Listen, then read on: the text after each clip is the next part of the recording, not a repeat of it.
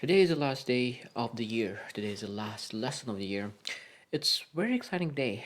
And of course, I want to share not a lesson per se, but just to share my thoughts about the last day of the year and how we're supposed to look into that day because I truly believe that last day is supposed to be full of reflection during the morning and afternoon, and of course in the evening we're able to celebrate and really bring a new energy for the next year.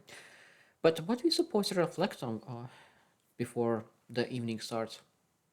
And I think truly believe that we're supposed to reflect on all the things that potentially is stopping us, what stopped us last year, and what we need to achieve next year. So that means that we need to figure out what kind of goals we have for our life, what goals we have for next year.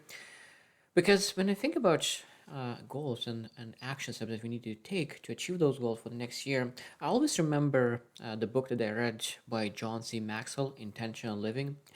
And what he says is profound because he says that there is no book written about accidental achievements. So what it means that if you didn't plan it, didn't define it, that means that next year will be not great. It could be great, good, because a lot of times people say, I'm doing pretty good.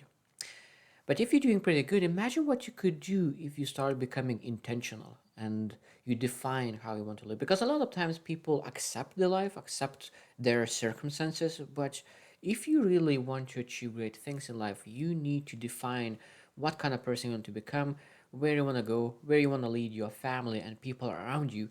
Because sometimes people think about themselves, but when you start thinking not just about yourself, but about people around you, you understand that you need to elevate your game level because when you elevate your game level, you are thinking a little bit differently.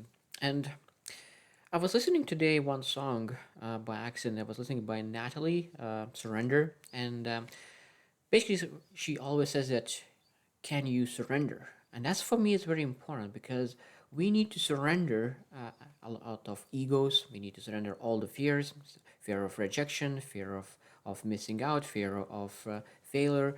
Because only when we surrender all those bad things that stops us from moving forward, then we're able to achieve great things. And now the question is, are you ready? A lot of times people say, I'm getting ready to be ready. But now you just not need to be ready. You just need to start moving forward and taking actions. And I truly believe in baby steps, but we need to just take actions. Surrender all the things that's stopping us and just take actions.